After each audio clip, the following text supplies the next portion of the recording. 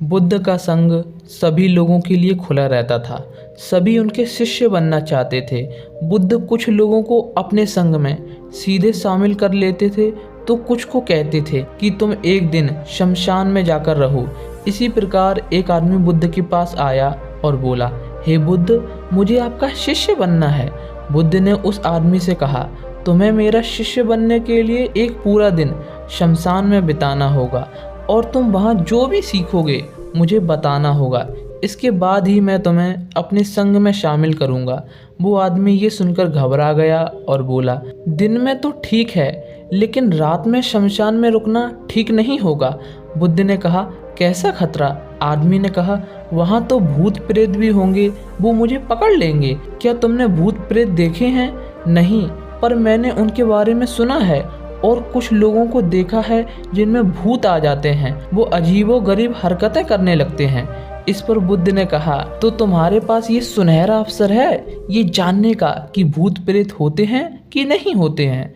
तुम वहाँ पर एक रात गुजारो और विश्लेषण करके मुझे बताओ कि भूत प्रेत होते हैं कि नहीं होते हैं। अगर तुम्हें वो मिल जाए तो तुम देखना कि वे कैसे दिखते हैं। अगर नहीं मिले तो तुम्हें ये पता चल जाएगा कि भूत नहीं होते हैं। तुम घबराना मत, वहाँ जो भी घटना घटेगी तुम अगले दिन मुझे आकर बताना। आदमी ने कहा, ठीक है बुद्ध, अगर आप कहते हैं तो मैं एक पूरा दिन और एक पूरी रात शमशान में गुजारूंगा। बुद्ध ने कहा, ठीक है, तो तुम आज आश्रम में विश्राम करो, कल सुबह शमशान के लिए निकल जाना। बुद्ध ने अपने 4 शिष्यों को बुलाया और कहा, ये आदमी कल सुबह शमशान के लिए निकल जाएगा, तुम्हें इसके पीछे जाना है, इस पर नज़र रखनी है, इसका ध्यान रखना। पर याद रहे ये बात उसे पता नहीं चलनी चाहिए कि तुम सब उसका पीछा कर रहे हो। अगले दिन सुबह वह आदमी बुद्ध के पास आया और बोला, हे बुद्ध, मैं शमशान के लिए निकल रहा हूँ। बुद्ध ने कहा, ठीक है। इसके बाद वह आदमी बुद्ध को प्रणाम करके वहाँ से चल दिया।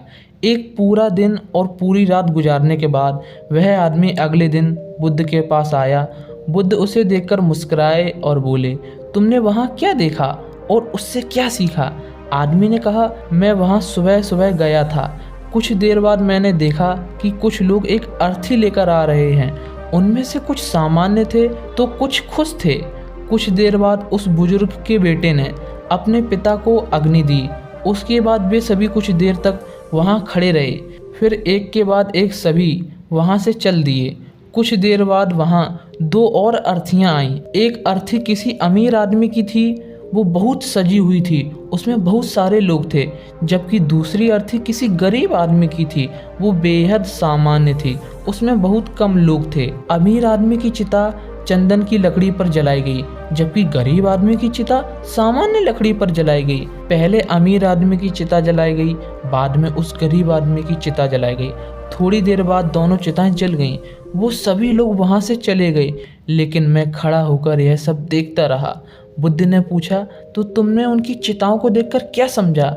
आदमी ने कहा, बुद्ध, दोनों की चिता एक समान थी। दोनों का मृत शरीर उस चिता में जल भी एक समान रहा था। उसके बाद दोनों के मृत शरीर उसमें जल गए। अंतिम में जो बचा वो भी एक समान था। हे बुद्ध, उसके बाद वहाँ एक स्त्री की अर्थी आई। उसका पति बेहद दुखी था और उसके साथ वहाँ आए लोग भी काफ़ी दुखी थे। वो सभी उस आदमी को सांत्वना दे रहे थे। उन लोगों में मैंने ऐसे लोग भी देखे जो ज्ञानी थे। वो ज्ञान की बातें कर रहे थे। वो कह रहे थे, यहाँ तो एक ना एक दिन सभी को आना है। जीवन हमें ज्ञानता और परोपकार से जीना चाहिए, किसी को कष्ट नहीं देना चाहिए। धन के पीछे भागकर कुछ नहीं होता, अंतिम में हम सबको यहीं आना होता है। उसके बाद वहाँ कोई नहीं आया और मैं पूरी रात वहाँ रहा और अगली सुबह मैं आपके पास आ गया। बुद्ध ने पूछा, क्या तुम्हें वहाँ कोई भूत प्रेत दिखा? आदमी ने कहा, नहीं, मुझे वहाँ कोई भूत प्रेत नहीं दिखा। मैं पूरी रात अपने आप से डरता रहा, पेड़ के पत्तों से डरता रहा, जानवरों की आवाज़ों से डरता रहा। पूरी रात में मुझे कोई भूत प्रेत नज़र नहीं आया। बुद्ध ने कहा, ठीक है, अब तुम जाओ और आश्रम में आराम करो। कल फिर तुम्हें एक रात और दिन के लिए शमशान में जाना होगा। वो आदमी ये सुनकर बोला, आप कैसी बातें कर रहे हैं? आपके कहने पर मैं कल पूरी रात तथा पूरा दिन शमशान में रुका। वो समय मैंने कैसे गुजारा मैं ही जानता हूँ। अब मैं दोबारा वहाँ नहीं जाऊँगा। बुद्ध ने कहा, जो खास चीज़ तुम्हें वहाँ जाकर मिलती वो अभी तक तुम्हें नहीं मिली है। तुम एक दिन वहाँ और गुजारो, वो तुम्हें वहाँ अवश्य मिलेगी। ये सुनकर वो आदमी कहता है, ठीक है, मैं आपके कहने से एक बार फिर वहाँ चला जाता हूँ। ये कहकर वो आदमी आश्रम में आराम करने के लिए चला गया। अगली सुबह हुई, वह बुद्ध के पास आया और उनको प्रणाम करके शमशान के लिए निकल पड़ा। एक पूरा दिन बिताकर अगली सुबह वह बुद्ध के पास आया। बुद्ध ने पूछा, तो तुम्हें वो चीज़ मिली? हाँ, मुझे वो चीज़ मिली। बुद्ध ने पूछा, तो बताओ तुम्हें वहाँ क्या मिला? आदमी ने कहा, मैंने देखा कि कुछ लोग शाम को मुझे अर्थी पर लेकर आ रहे हैं। मेरे पीछे 15-20 लोग चल रहे हैं और मुझे कंधों पर उठाकर रखा है। मेरे पिता आगे आगे चल रहे हैं। कुछ लोग मेरे ऊपर फूल फेंक रहे हैं। मेरे कुछ रिश्तेदार मेरे पीछे पीछे चल रहे हैं।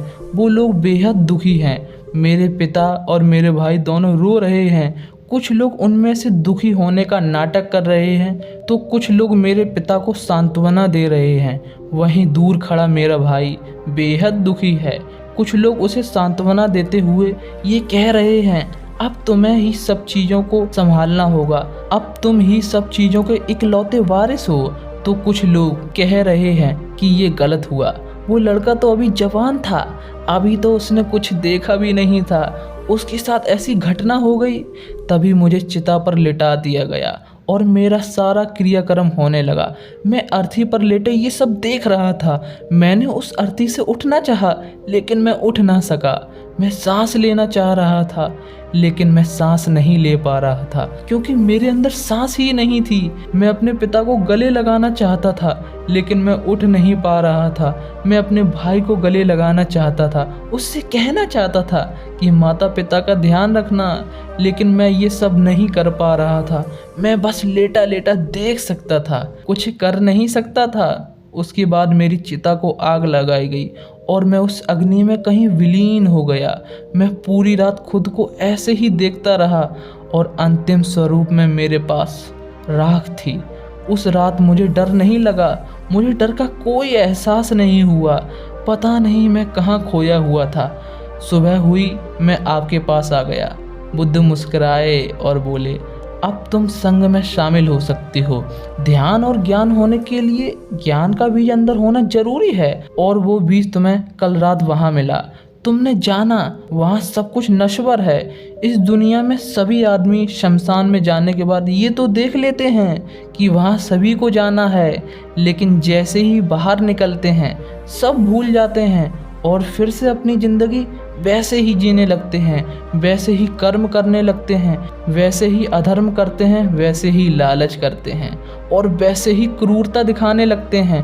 और जैसे ही शमशान में जाते हैं ज्ञानी बन जाते हैं।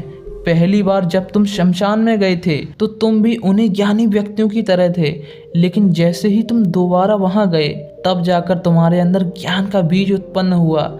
हम तब तक जीवन को नहीं समझ सकते जब तक हम मृत्यु को नहीं समझते, और जब हम मृत्यु को समझ लेते हैं तब हमारे अंदर ज्ञान का बीज फूटता है और हम ज्ञान की ओर अग्रसर होते हैं, और तब कहीं जाकर हमें ज्ञान की प्राप्ति होती है और हम जीवन को समझ पाते हैं। आज की ये कहानी यहीं समाप्त होती है। आपको यह कहानी कैसी लगी और आपने इस कहानी से क्या सीखा, कमेंट करके हमें ज़रूर बताएं। अगर आपको यह कहानी अच्छी लगी है तो इस वीडियो को लाइक करें और अपने मित्रों रिश्तेदारों में शेयर करें, और ऐसी ही ज्ञानवर्धक कहानियों के लिए इस चैनल को सब्सक्राइब करके बेल आइकन को ऑल पर सिलेक्ट करें।